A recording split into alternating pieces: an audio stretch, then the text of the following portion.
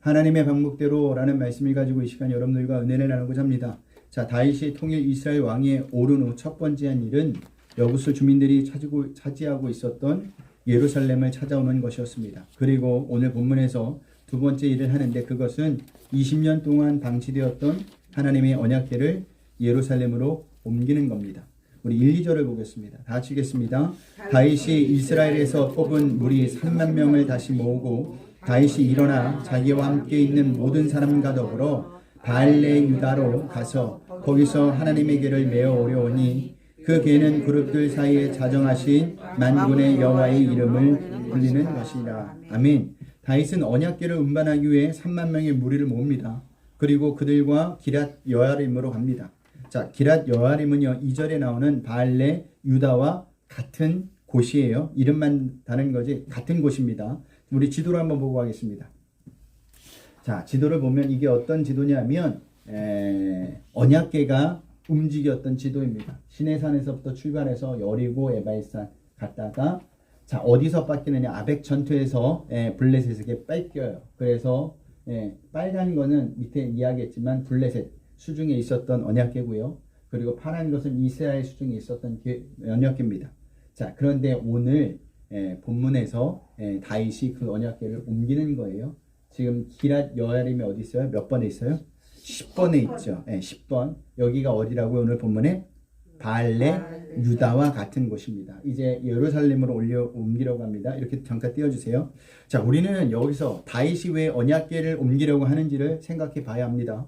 자, 왜 옮기려고 하는 것일까? 그 이유는요, 바알레 유다는요, 언약궤가 있어야 할 자리가 아니기 때문이에요. 자, 그러면 하나님의 언약궤는 어디에 있어야 합니까? 성막 내 지성소에 있어야 합니다. 그런데 지금 어디 있다고요? 바알레 유다 아비나답 집에 있습니다. 그래서 다윗은요 언약궤를 성막에 있는 예루살렘으로 옮기고자 한 겁니다. 자, 다윗의 이러한 모습은 이스라엘의 진짜 왕이 하나님이심을 인정하는 동시에 마땅히 하나님이 계셔야 할 곳에 계시도록 하는 겁니다. 왜냐하면 언약궤는 하나님의 임재의 상징이기 때문이죠. 자, 즉 다윗은 비록 자신이 이스라엘 왕에 있기는 하지만 하나님의 대리자일 뿐 진정한 왕은 하나님이심을 인정하는 행위였습니다. 그리고 하나님의 언약궤를 예루살렘으로 모심으로써 하나님을 하나님의 자리에 앉히시도록 한 거예요. 다윗이 하나님을 얼마나 경외하는 자였는지를 보여주는 장면이기도 합니다. 자, 그런데 하나님을 경외하지 않는 자는요 하나님이 있어야 할 자리에 하나님을 모셔드리지 않습니다. 오히려 어떻게 하는지 아십니까? 하나님이 있어야 할 자리에 자신이 앉으려 하고 자신이 왕이 되려고 하죠. 자, 그것은 선악과를 따먹은 아답의 모습이고 교만이에요. 자, 사울 왕이 왜 망했을까요? 정치를 잘못해서 망한 것이 아닙니다. 전쟁에서 졌기 때문에 망한 것도 아니에요. 교만해서 망했습니다. 하나님이 있어야 할 자리에 자신이 대신 있었기 때문에 사울 왕은 망한 거예요. 그런 의미에서 여러분은 하나님을 하나님의 자리에 모시고 있습니까? 다윗 시대의 하나님의 자리가 성막 내 지성소였다면 오늘날 하나님의 자리는 어디죠? 어딜까요? 성도의 마음입니다. 그 의미는 성도인 여러분의 마음 중심이 하나님이 있어야 할 자리라는 겁니다. 왜냐하면 성도의 마음이 뭐예요? 성전이기 때문이죠. 자, 그러면 성도인 우리는 하나님을 어디에 모셔야 합니까? 마음 중심을 모셔야 합니다. 저는요 여기 계신 모든 분이 하나님을 나의 왕 나의 주로 모셔서 인정해 드리는 삶을 사시길 주님의 이름으로 부탁드립니다. 우리 3절에서부터 5절을 보겠습니다. 다 같이 읽겠습니다. 그들이 하나님의 궤를 새 수레에 싣고 산에 있는 아비나답의 집에서 나오는데 아비나답의 아들 우사와 아요가 그 새 수레를 모니라. 그들이 산에 있는 아비나답의 집에서 하나님의 궤를 싣고 나올 때에 아요는 그 앞에서 가고 다윗과 이스라엘 온 족속은 잣나무로 만든 여러 가지 악기와 수금과 비파와 소금과 양금과 제금으로 여호와 앞에서 연주하더라. 아멘. 자, 다윗은요 아비나답의 집에 도착하여 언약궤를 새 수레에 싣고 나르도록 명령합니다. 이에 아비나답의 아들 우사와 아요가 그 새 수레를 모는데 아요가 언약궤 앞에서 가고 우사가 뒤 아니면 옆에서 따라왔을 겁니다. 자, 그리고 다윗과 백성들은요 여러 가지 악기를 가지고 찬양하며 언약궤를 따르고 있는 장면이에요. 자, 이 장면 한번 머릿속으로 상상해 보세요. 굉장한 모습일 거예요. 굉장히 그럴듯해 보일 겁니다. 하지만 이것은 하나님의 명령을 무시한 것이었어요. 하나님은요, 모세를 통해 이스라엘 백성이 언약궤를 옮길 때 따라야 할 절차에 대해서 분명한 지침을 주셨어요. 이 지침은 출애굽기 25장에 나옵니다. 출애굽기 25장 10절에서 14절을 보겠습니다. 우리 다 같이 한 목소리 읽어봅니다. 그들은 조각목으로 궤를 짜되 길이는 2규빗 반, 너비는 1규빗 반, 높이는 1규빗 반이 되게 하고 너는 순금으로 그것을 싸되 안팎으로 위쪽 가장자리로 돌아가며 금태를 두르고 금고리 넷을 부어 만들어 네 달되 이쪽에 저쪽에 두고리를 달며 조각목으로 채를 만들어 금으로 싸고 그 채를 궤 양쪽 고리에 끼워서 궤를 매게 하며. 아멘. 자, 그 지침은요, 언약궤 자체에는요, 손을 대지 않고 항상 채를 만들어 언약궤 양쪽에 있는 고리에 끼워서 사람이 직접 어깨 메고 운반하도록 되어 있는 것입니다. 자, 여러분의 이해를 돕기 위해 그림을 한번 보고 가겠습니다. 자, 이렇게 옮기는 겁니다. 네, 이렇게. 조금 틀리는데, 이렇게 옮기는 겁니다. 네. 자, 그러나 다윗은요, 우리가 방금 읽은 지침을 지키지 않았어요. 그 대신 언약궤를 새 수레에 실었습니다. 수레는 물건을 운반하기에 굉장히 효율적인 도구죠. 그러니까 언약궤를 편리하게 쉽게 운반하려고 새 수레에 실었던 겁니다. 근데 그때 어떤 사건이 발생하죠? 우리 6절 7절을 보겠습니다. 6절 7절을 보겠습니다. 다 같이 읽겠습니다. 그들이 나곤의 타작 마당에 이르러서는 소들이 뜸으로 우사가 손을 들어 하나님의 궤를 붙들었더니 여호와 하나님이 우사가 잘못함으로 말미암아 진노하사 그를 그곳에서 치시니 그가 거기 하나님의 궤 곁에서 죽으니라. 아멘. 나곤의 타작 마당에 이르자 소들이 갑자기 뛰기 시작합니다. 자, 새 수에 실었던 언약궤가 어떻게 되었습니까? 이리저리 흔들렸겠죠. 그러다가 떨어지려고 했을 겁니다. 자, 그래서 뒤에 따랐던지 옆에 있었던 우사가 언약궤가 떨어지지 않도록 본능적으로 잡은 겁니다. 그런데 그 일로 인하여 우사가 그 자리에서 어떻게 돼요? 죽고 말아요. 만약 여러분이 우사라면 어떻게 하시겠습니까? 하나님의 언약궤가 수레에서 떨어지려고 합니다. 1번 잡겠다. 2번 안 잡겠다. 둘 중에 하나만 선택하셔야 합니다. 잡겠다. 손 들어보세요. 잡겠다. 안 잡겠다. 손 들어보세요. 안 잡겠다. 거의 대부분이 당연히 잡는다고 하죠. 저도 잡을 것 같습니다. 이것을 볼 때 우사 입장에서는요, 굉장히 억울한 죽음이에요. 예, 저도 있었으면 죽었을 겁니다. 예. 또한 블레셋 사람들이 언약궤를 옮길 때도 뭘로 이용했을까요? 수레를 이용했어요. 그때는 아무 일도 일어나지 않았습니다. 그런데 왜 지금 이러한 결과가 발생하는 것일까? 여기서 우리는요, 하나님이 하나님을 아는 자가 실수하는 것과 하나님을 모르는 자가 실수하는 것을 같이 취급하지 않는 것을 보게 됩니다. 하나님은요, 당신을 모르는 자가 뭘 하든 신경 쓰지 않을 때가 있어요. 그러나 하나님을 아는 자는 달라요. 그래서 실수할 때 가만히 내버려 두지 않고 간섭하시는 겁니다.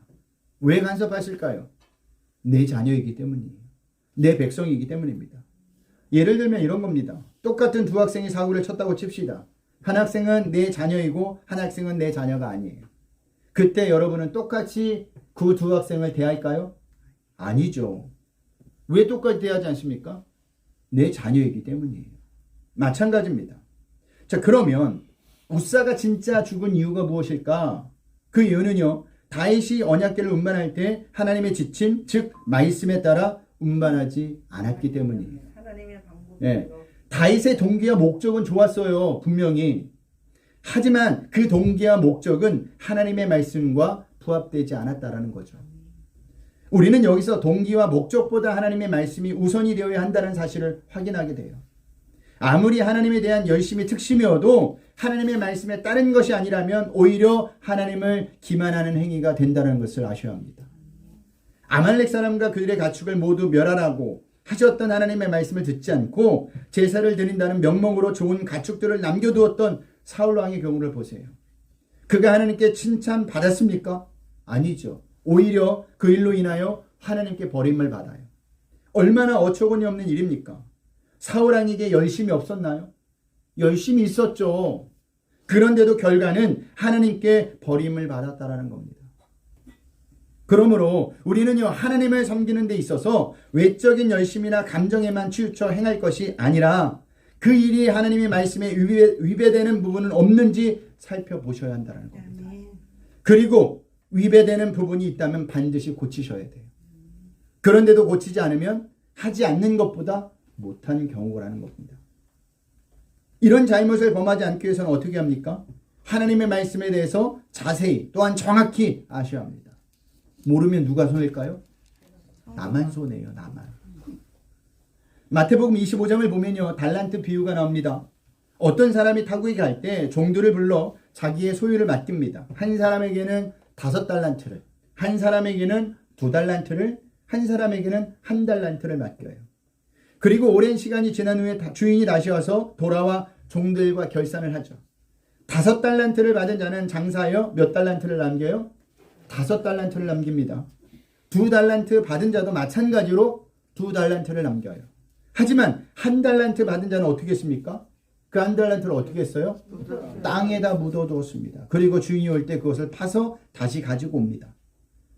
그러면서 주인에게 이렇게 이야기합니다. 마태복음 25장 24절 25절을 보겠습니다. 우리 다 같이 읽겠습니다. 1달란트 받았던 자는 주인이여 당신은 굳은 사람이라 심지 않은 데서 거두고 해치지 않은 데서 모으는 줄을 내가 알았으므로 두려워하여 나가서 당신의 달란트를 땅에 감추어 두었었나이다. 보소서 당신의 것을 가지셨나이다. 아멘. 자, 이 말을 듣고 주인이 어떻게 하느냐? 책망을 합니다. 26절 27절도 보겠습니다. 다 같이 읽겠습니다. 그 주인이 대답하여 이르되 악하고 게으른 종아 나는 심지 않은 데서 거두고 해치지 않는 데서 모으는 줄로 내가 알았느냐. 그러면 내가 마땅히 내 돈을 취하는 자들에게나 맡겼다가 내가 돌아와서 내 원금과 이자를 받게 하였을 것이니라 하고. 아멘. 자, 1달란트 받은 자가 왜 책망을 받았느냐? 주인이 어떤 사람인지 몰랐기 때문이에요. 주인이 어떤 사람인지 알았다면 1달란트를 땅에 묻어두지 않았을 겁니다. 그러니까 모르면 누가 손해라고요? 나만 손해라는 겁니다.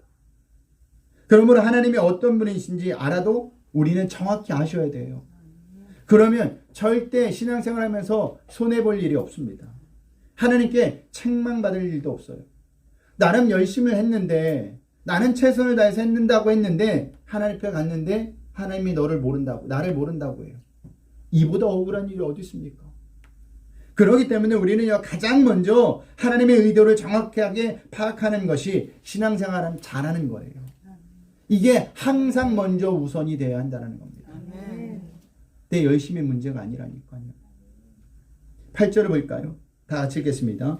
여호와께서 웃사를 치심으로 다윗이 분하여 그곳을 베레스의 웃사라고 부르니 그 이름이 오늘까지 이르니라. 아멘. 여기 보니까 다윗은요, 하나님이 웃사를 치신 일로 분하게 여겼다고 나와 있어요.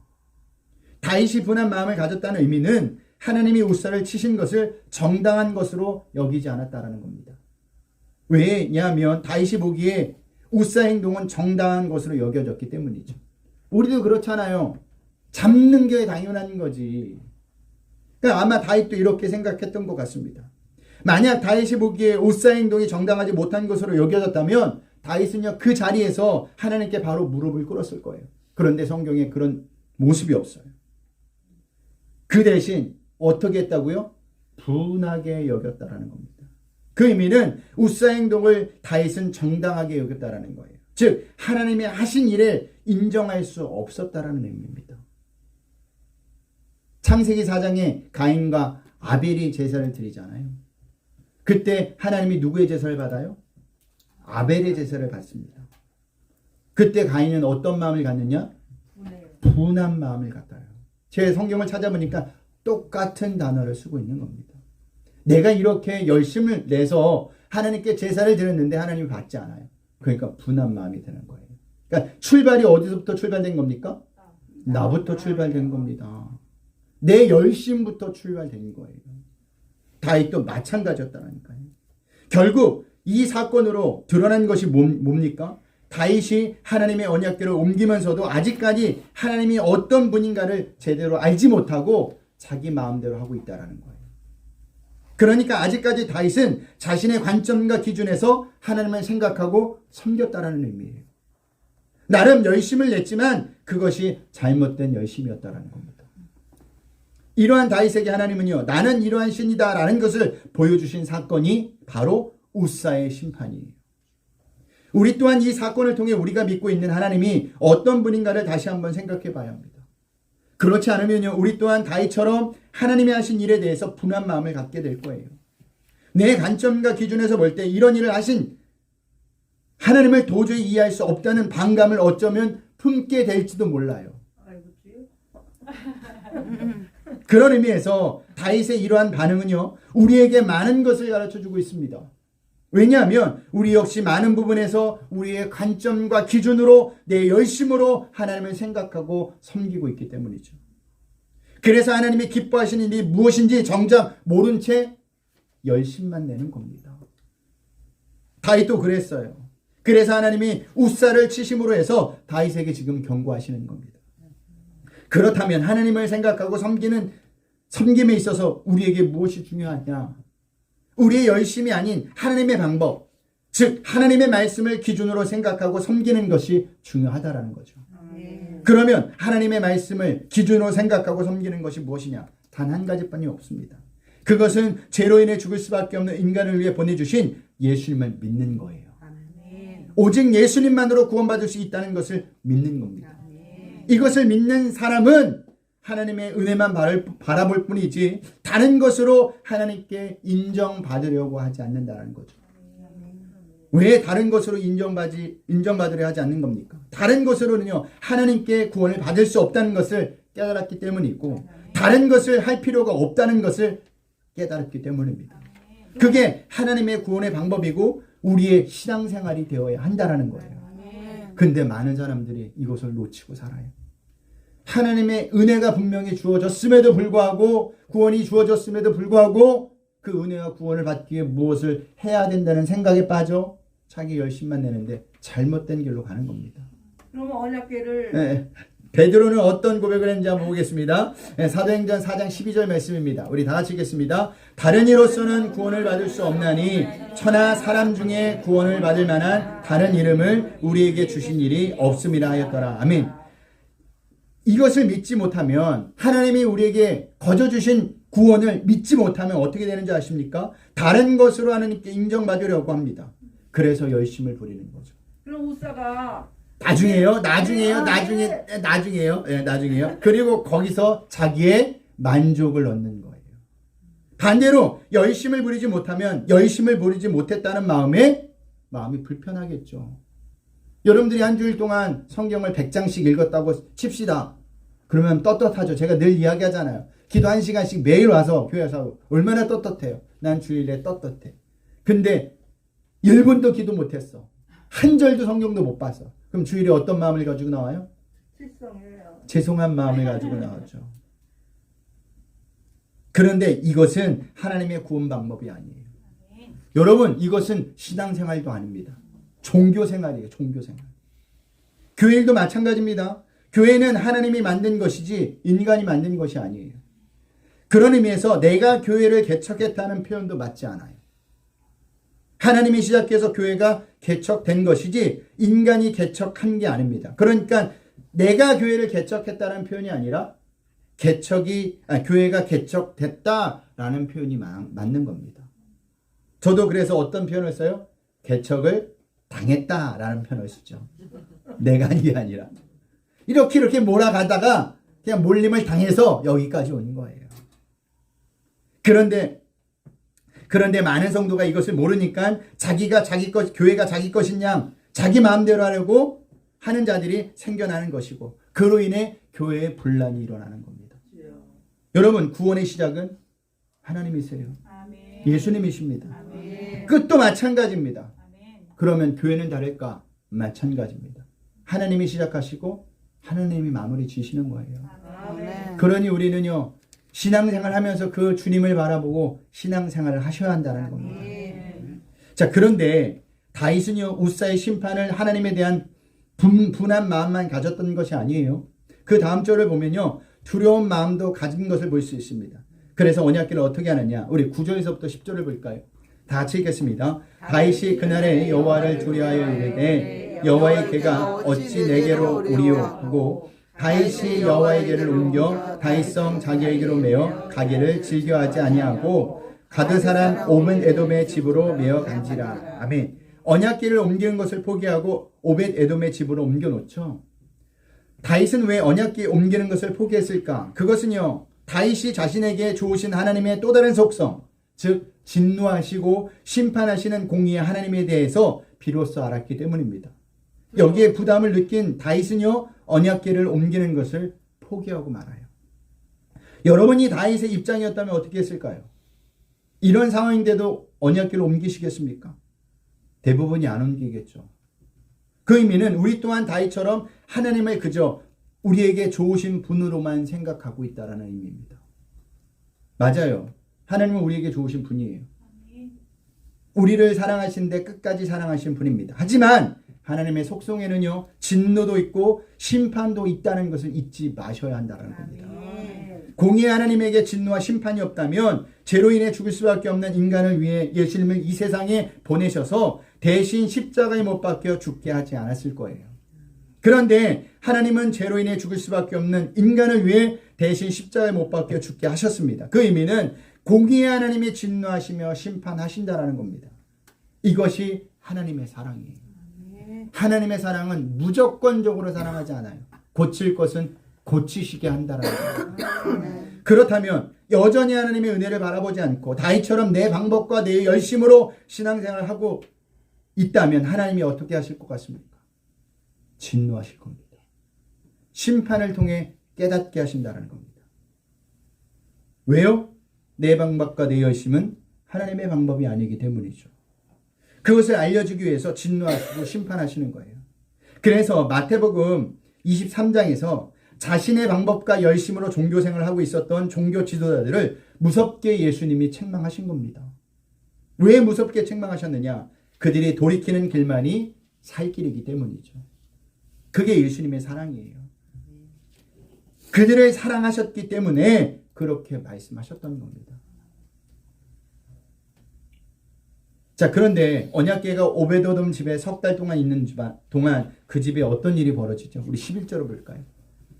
다 같이 읽겠습니다. 여호와의 궤가 가드 사람 오벳에돔의 집에 석 달을 있었는데 여호와께서 오벳에돔과 그의 온 집에 복을 주니라. 아멘. 오벳에돔과 그의 온 집에 복이 임합니다. 그런데요, 이 11절을 자세히 읽어보면 무엇을 했다는 기록이 있습니까? 없습니까? 없어요. 아무것도 하지 않았는데 오벳에돔과 그의 온 집에 뭐가 임해요?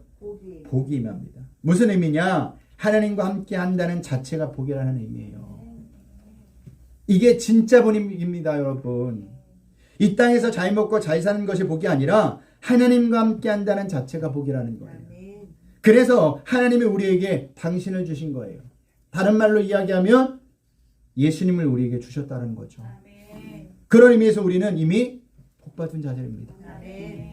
무엇을 해서 주신 것도 아니에요. 거저 주셨습니다. 값없이 주셨습니다. 은혜로 주셨습니다. 그러므로 무엇을 해야 복 받는다는 생각에 자유해지세요. 다시 한번 말씀드리지만 이미 우리는 복 받은 자들이에요. 더 받을 게 있는 사람이 아니에요. 완전한 복을 받은 겁니다. 거기에 첨가될 것이 없습니다. 그러면 우리는 아무것도 하지 않아도 평안해요. 자유할 수 있어요. 제가 얘기하잖아요. 우리가 구원받은 것은 잘해서 구원받는 게 아니에요. 다른 사람보다 좀 더 나아서 구원받은 게 아니에요. 로마서 5장에 보면 우리가 아직 죄인 되었을 때, 우리가 아직 하나님과 원수 되었을 때, 그전에는 하나님을 알지 못했을 때 우리를 구원하셨다고 합니다. 이걸 꼭 기억하세요. 이걸 하면 하나님이 나를 더 이뻐하실까? 덜 이뻐하실까? 아니에요. 하나님의 사랑은 항상 똑같습니다. 구원하신 순간부터 우리가 어떤 모습을 나오든지 간에 우리를 사랑하신다라는 거예요. 아멘. 그러니 더 이상 종교 생활에 매이지 않았으면 좋겠어요. 아멘. 진짜 신앙생활 하세요. 하나님이 주신 기쁨을 누리세요. 아멘. 그것이 복받은 자로서 주님과 함께하는 모습입니다. 그러니 한 주간도 복받은 자로서 주님과 함께 하시길 주님의 이름으로 부탁드리겠습니다. 우리 하나님 앞에 찬양하겠습니다.